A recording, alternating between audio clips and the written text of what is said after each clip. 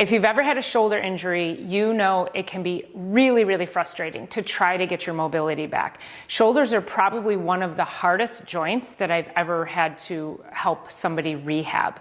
If you've had a shoulder injury, what happens is you end up with some scar tissue in there, and then it starts to prevent your mobility, or you guard it, you really baby it, and that then forms scar tissue around the capsule, around the joint, and you can't rotate your arm, or you just can't even really raise your arm. So when you end up getting what's called frozen shoulder, or immobility of the shoulder in any capacity, it's so important that you do the small things to keep what little mobility you have.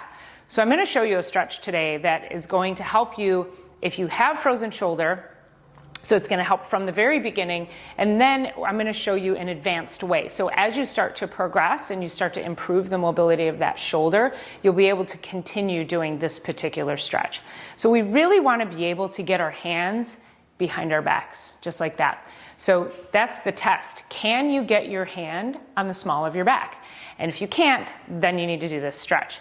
Now, you need to do the beginning part of this stretch. So the first part of the stretch is you're going to take a towel, a belt, a strap, anything that you can help you to get that to reach behind your back with. Now, some people are mobile and flexible enough that they could actually touch their fingertips behind their back. I don't have that kind of flexibility, so I'm using a sheet here. So you just throw that over your shoulder, and then if you're unable to get your hand behind your back, you'll want to help get that sheet over there so you can grab a hold of it, and then very gently you're going to start pulling so that you can get the hand back along the small of the back. You want to take this in small increments because, again, the shoulder, if you've had frozen shoulder, you realize how painful it is as well. So just very gently, and you want to just hold it there. It's going to be uncomfortable at first. A really great way to do this is in the shower, get the heat on it, and then do this in the shower or right after you get out of the shower, because then you'll have warmed it up and it'll be more likely to stretch. It won't be quite as painful and uncomfortable for you. So you're going to start to get that just right across the small of the back there. Now, once you move from you can't get it behind your back, and now we're moving slowly, and it's going to happen slowly over time, but be diligent about it. Do this every single day. So once you get it to where you can get it behind your back, then you can start to lift.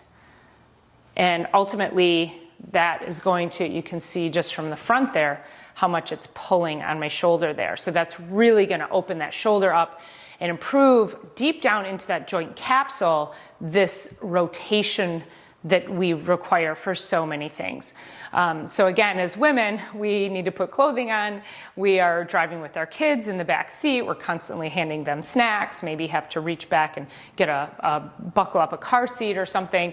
So this mobility is so much of our daily practices. And so if you don't have that mobility, start with this particular stretch. Again, very gently, hold it 2, 3, 4 breaths, maybe 30 seconds or a minute, depending on what you can handle.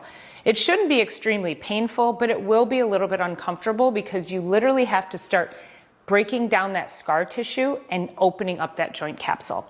So I hope that helps you if you have frozen shoulder or just really, really tight shoulders and you can't put your hands behind your back.